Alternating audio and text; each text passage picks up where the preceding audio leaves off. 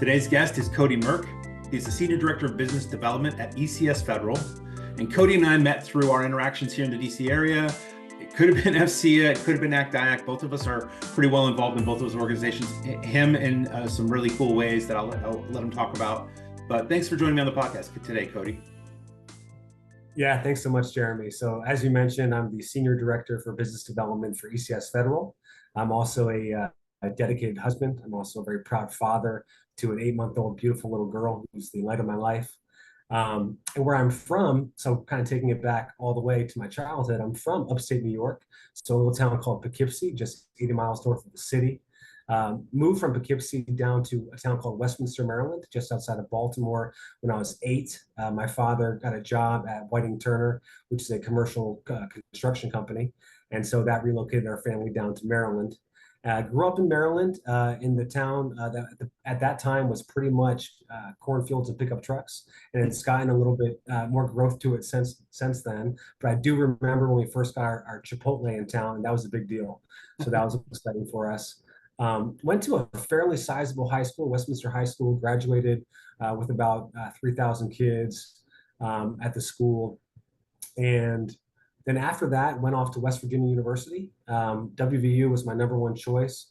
To make a very long story short, I wound up visiting West Virginia University when I was 16. So I got my driver's license, and I was one of the first of our friend group to do that. And I have a good friend of mine who's still a good friend of mine today. His brother was in school at WVU. And so we thought it was a good idea at 16, 15 and a half, whatever the age was, to go out to Morgantown, West Virginia for the weekend and visit. And to say the least, I fell in love with the university. I fell in love with the town. And ultimately, I decided that's where I wanted to be. So when the time came to apply for colleges, that was my first and only choice. I went out to do a visit with my mom, had our paper transcripts. So we were still doing paper transcripts at that time, and handed it to a gentleman in the admissions office. He went into a little back room, came out a couple minutes later, told me I was accepted to the university. That I think they pretty much accept everybody at this point. So that's not something to be proud of, but it is what it is. Although I am very proud of WVU. I'm a diehard Mountaineer. Love the football team, love the basketball team. I try to get back to Morgantown at least twice a year, once for a football game, once for a basketball game. And I can try to watch as many games as I can on TV when I'm home.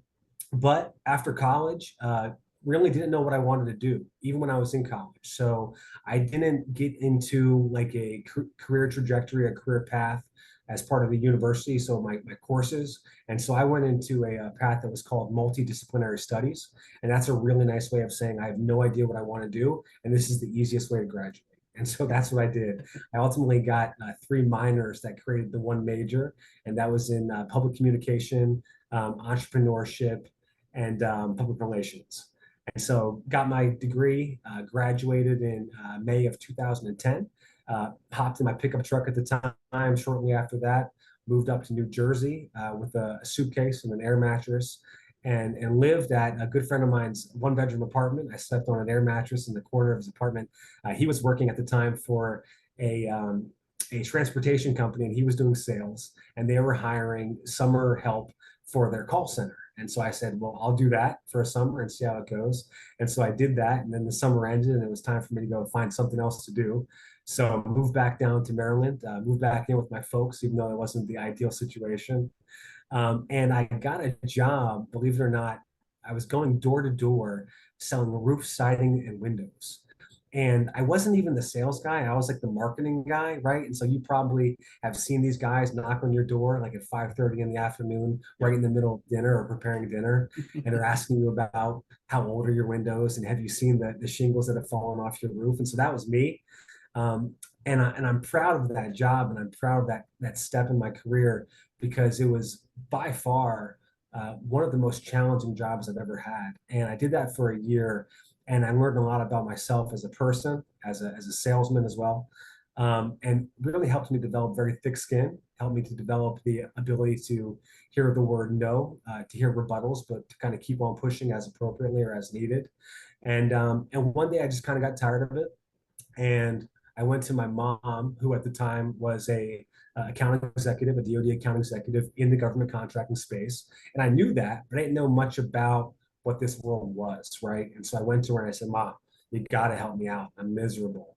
So I was very, very fortunate.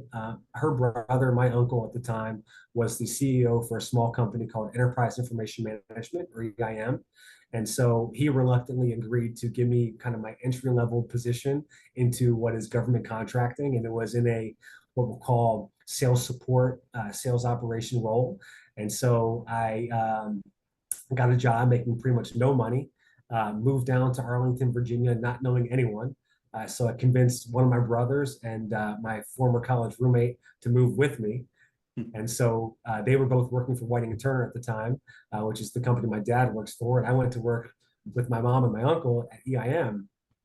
And I was basically helping put together their Salesforce implementation, building dashboards, doing reporting and whatnot.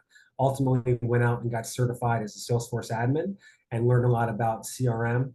And then just kind of hanging on to that sales organization, got very close to some of the individuals there that I saw kind of rising through the ranks, doing things that I wanted to be doing. And shortly after I started with EIM, about a year into it, unfortunately, they had a very large Army contract that went up for recompete. We lost the recompete, and 80% of the company, it was a small company at the time, 80% of us got furloughed, and I was, one of the 80%. And so I had to very quickly pivot and try to do something else. But I knew that I had to stay in the area, and I knew that I had to stay in government contracting because this is where I wanted to be. Because what I saw was people doing things that were impacting our government, people doing things that were impacting our citizens, and candidly, people making a really good living doing it. And that's where I wanted to be. So I kind of couch surfed a little bit, trying to land my next job, and ultimately did. Moved into an inside sales role for a company called Science Logic.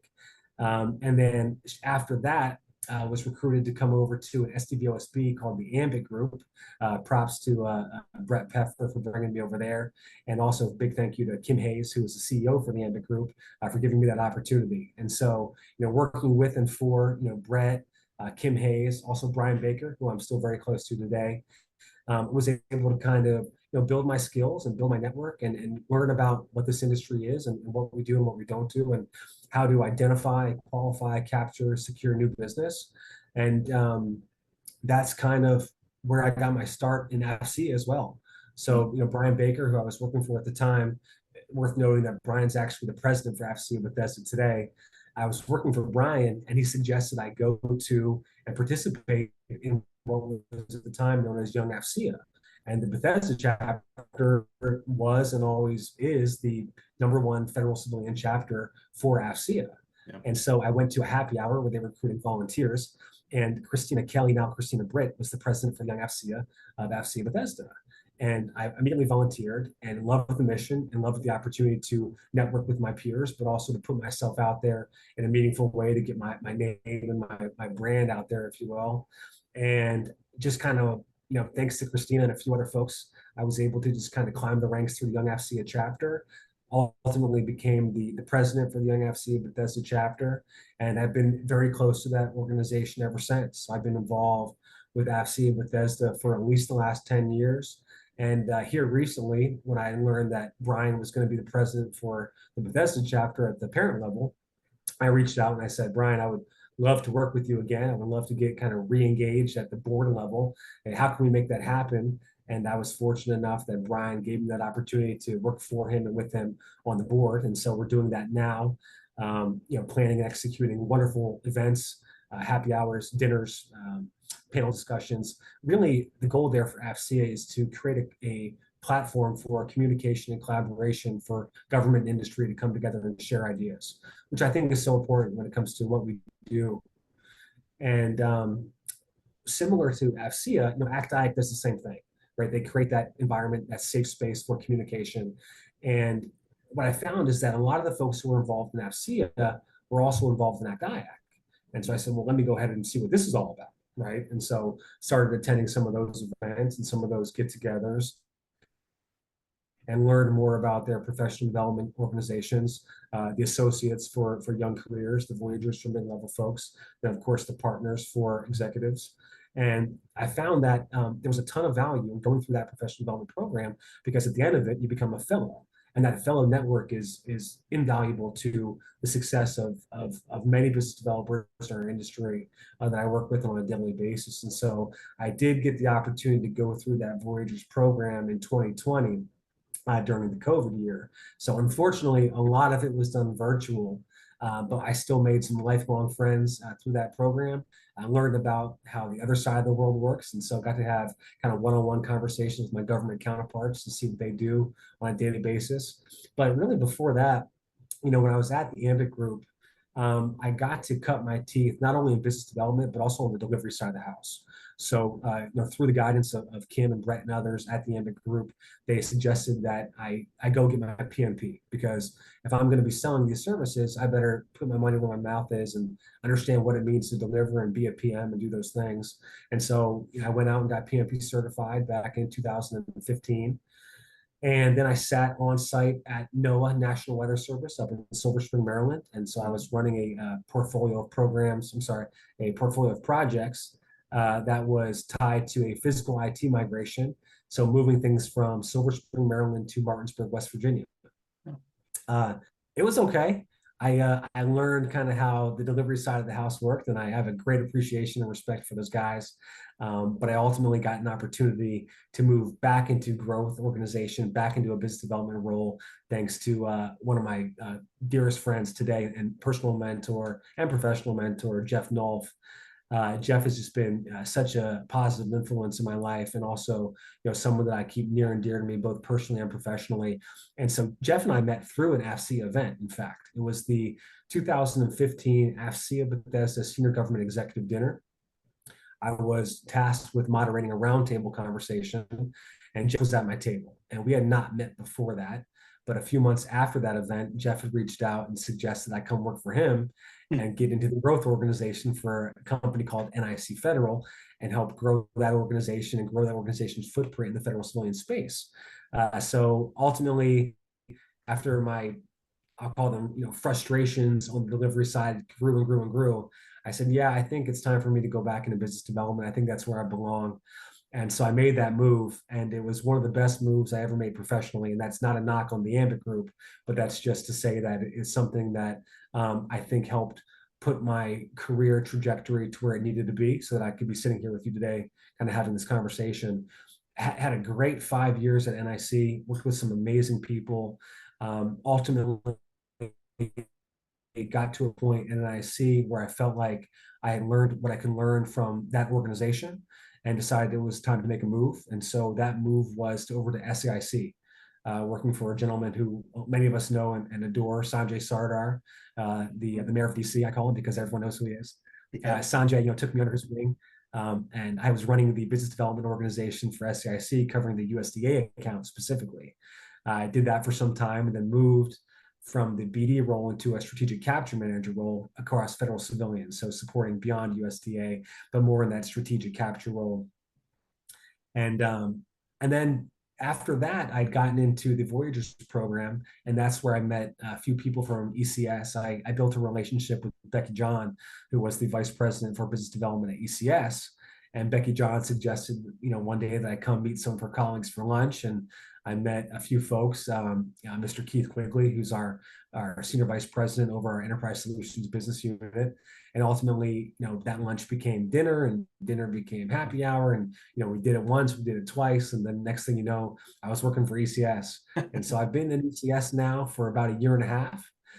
Covering federal civilian. I spend about 90% of my time between Department of Treasury and Department of Energy, and then kind of 10% opportunistically, depending upon what comes across our desk in alignment with our capabilities and our experience. But it's been a wonderful experience at ECS. We're a large business, but we're growing, and we're implementing some awesome process that allows us to be more effective at what we do in terms of securing new work. And just excited to see where we go. We're making acquisitions, we're winning new business, we're bringing on some really talented folks from the industry, we're delivering for our customers' mission incredibly well.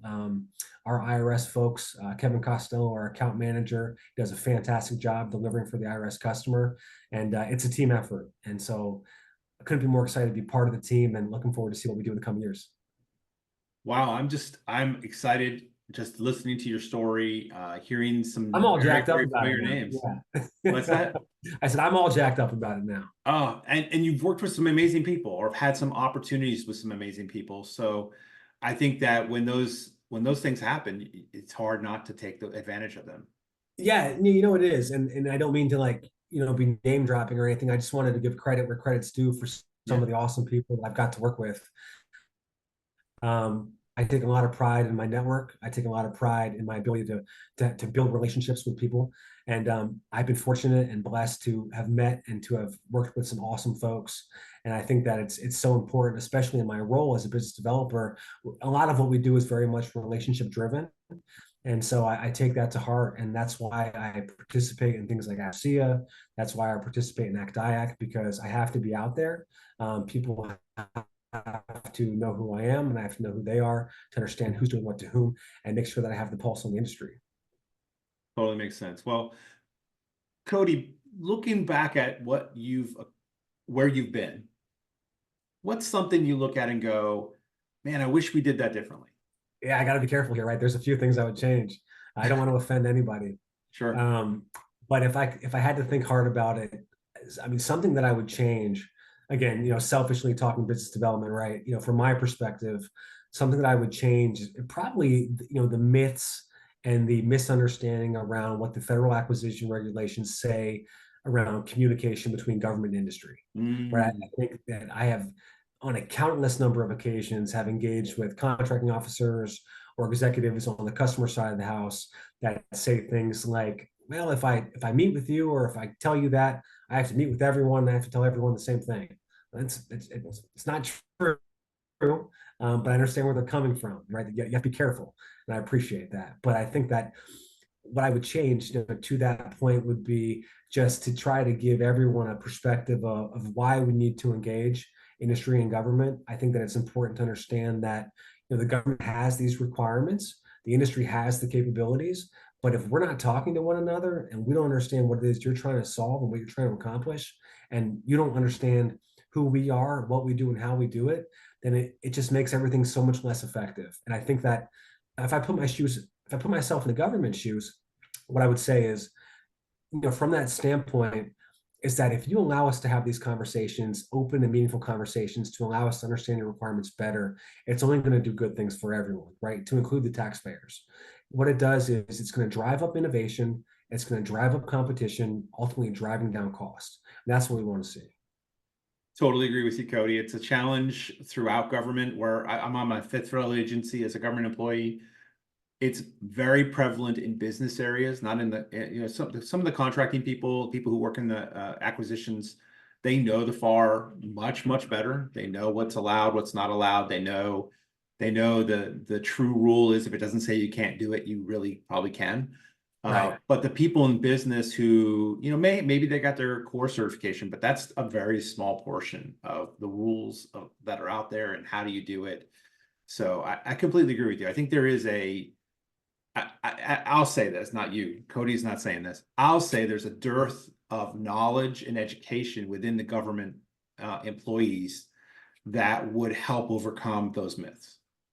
Yeah, no doubt about it. And then, kind of tied to acquisition, if there was a second thing I could change, see, now I'm thinking of all the things I could change here, if Cody was in charge, but I'm not, unfortunately. Also, the speed of acquisition, right? Historically, we just move so slow. And again, not knocking anyone, don't mean to offend anyone. I understand that there's process that has to be followed. But I'll tell you what, not naming names, there's one particular opportunity, as we call them, right, or contracts that I've been pursuing and working since March of 2022. And Wow. I'm yet to see an RFP. And so that's unfortunate, but we're going to continue to push hard. And I know my colleagues know which opportunity it is I'm talking about.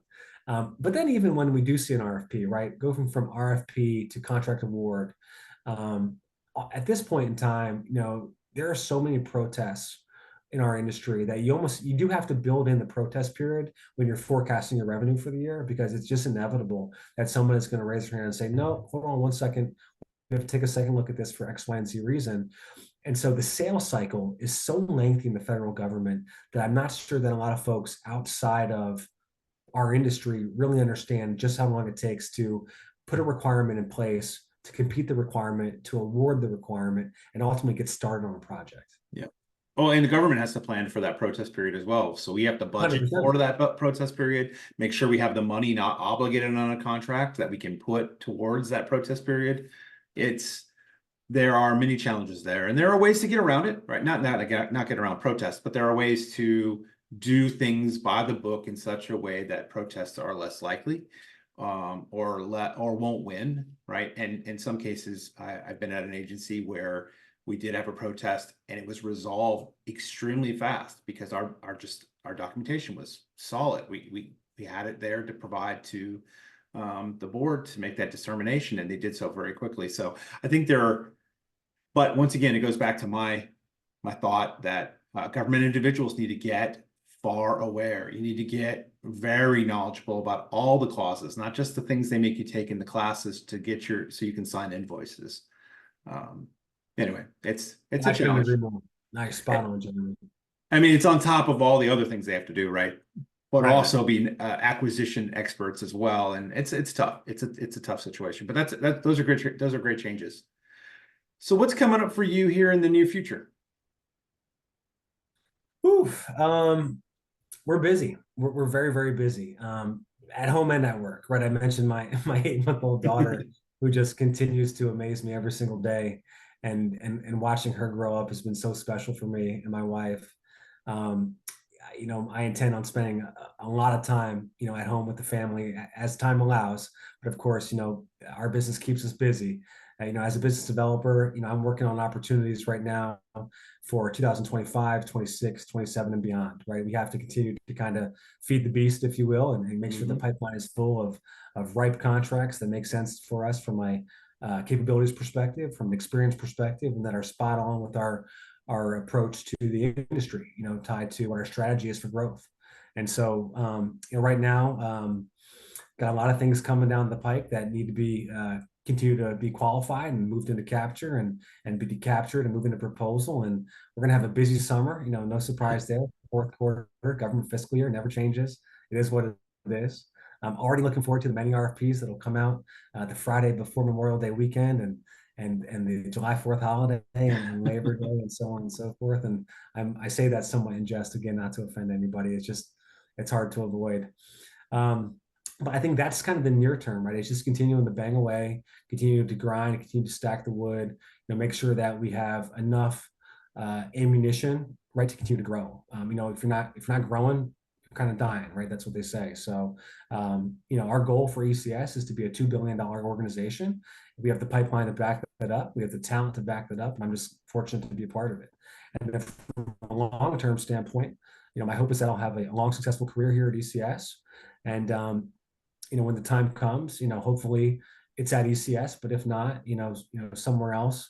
But I would see myself in the future running the growth organization. I'm a full life cycle BD guy, everything from market segmentation, account planning, identification, qualification, capture, proposal, delivery, you name it. And so that's kind of when I look at, my trajectory and my growth, kind of what my goals are and where I want to be. It's at the top of an organization leading the growth. Wow. Well, Cody, I can't wait to see that happen for you. Even if it's not for a little while. I've enjoyed getting to know you through mostly, I think, AFCEA and other networking events. So very positively enthused for you as you do that. And then, of course, fatherhood cannot be beat. So enjoy every one of those moments. But thank you for taking some time out of your day to come on the podcast. I really appreciate it. I appreciate the invitation. Thanks for having me.